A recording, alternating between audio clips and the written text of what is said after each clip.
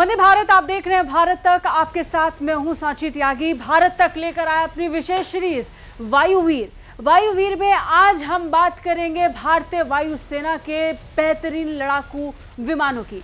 आज जब पूरे विश्व में भारतीय वायुसेना अपना लोहा मनवा रही है और पूरे विश्व में भारत की वायुसेना की तारीफ हो रही है, तब हम आपको ये बताएंगे कि कैसे भारतीय वायुसेना की ताकत दिन ब दिन दुगनी और बढ़ती जा रही है। भारतीय वायुसेना दुनिया की तीसरी सबसे बड़ी वायुसेना बनकर उभरी है। इंडियन एयरफोर्स में करीब 1,40,000 से ज्यादा कर्मचारी काम करते हैं और इसके पास तकरीबन 1,820 एक्टिव एयरक्राफ्ट्स हैं।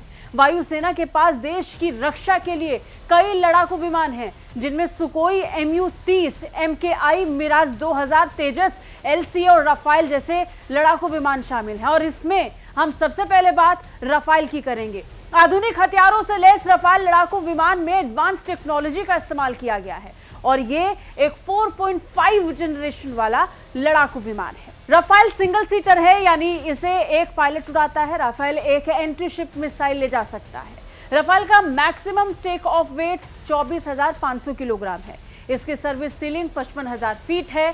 साथ ही 308 मीटर प्रति सेकंड की रफ्तार से यह ऊंचाई पर पहुंच जाता है। राफेल 50.1 फीट लंबा है और इसका विंग स्पैन 35.4 फीट है। राफेल फाइटर जेट एक विमान से दूसरे विमान को ईंधन देने में भी सक्षम होते हैं। राफेल करीब 2,222.6 किलोमीटर प्रति घंटा की रफ्तार से और 50,000 फीट की ऊंचाई तक उड़ान भर सकता है। इसके बाद बात करेंगे सुकोई 30 MKI की। रूसी ओरिजिन की ये twin seater fighter jet 1X 30 mm GSH gun से लैस है। इसके अलावा ये फाइटर जेट 8,000 किलो वजन तक के युद्ध सामग्री के साथ उड़ान भर सकती है। इस फाइटर जेट में सेमी एक्टिव रडार वाले मीडियम रेंज के एयर टू एयर मिसाइल और क्लोज रेंज मिसाइल के साथ उड़ान भरने की क्षमता है। इसकी अधिकतम स्पीड 2,500 किलोग्राम प्रति घंटे की है। भारतीय वायुसेना के सुकोई 30 MKI फाइटर जेट्स में भी ब्रह्मोस मिसाइलें तैनात हैं। इसकी रेंज 500 किलोमीटर भारतीय वायुसेना कर चुकी है और ऐसा 40 सुकोई MKI के साथ हो चुका है, जिस पर ब्रह्मोस क्रूज मिसाइल को तैनात कर दिया गया है। ये मिसाइलें दुश्मनों के कैंप को पूरी तरह से तबाह कर सकती हैं। इसके बाद आगे बढ़ेंगे और अब बात करेंगे मिराज 2000 की। चौथी पीढ़ी का ये लड़ाकू विमान करगिल युद्ध में अहम भूमिका निभा चुका है। इस लड़ाकू विमान का इस्तेमाल 9 देशों की सेनाएं करती हैं। इसकी खासियत यह है कि यह 2,336 किलोमीटर प्रति घंटे की रफ्तार से उड़ सकता है। डबल इंजन वाला यह विमान 13,800 किलो गोला बारूद ले जाने में भी सक्षम है। साल 2019 के बालाकोट एयर स्ट्राइक ऑपरेशन में सेना ने इन्हीं 35 साल पुराने मिराज बेड़े का इस्तेमाल किया था, जिसने पाकिस्तान में पड़ रहे आतंकियों और आतंकवाद को घुटने पर ला दिया था। अब बात करेंगे LCA तेजस विमान की। LCA तेजस छोटा और हल्का multi role supersonic fighter aircraft है, जिसे भारत में बनाया गया। अपनी श्रेणी में यह बहुत सर्वश्रेष्ठ है।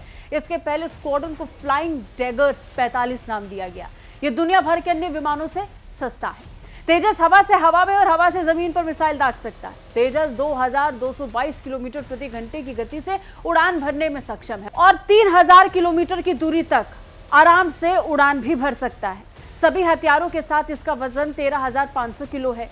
ये 6 तरह की हवा से हवा में मार करने वाली मिसाइलों से लैस हो सकता है। डर्बी, पाइथन 5, R-73, अस्त्र, असराम और मीटियोर जैसी मिसाइल ये कैरी कर सकता है। इसके बाद आता है MiG-21 बाइसन। MiG-21 बाइसन रूसी ओरिजिन की ये single engine single seater multi role fighter ground attack aircraft है। इंडियन एयरफोर्स के लिए ये बैकबोन की तरह काम करती है।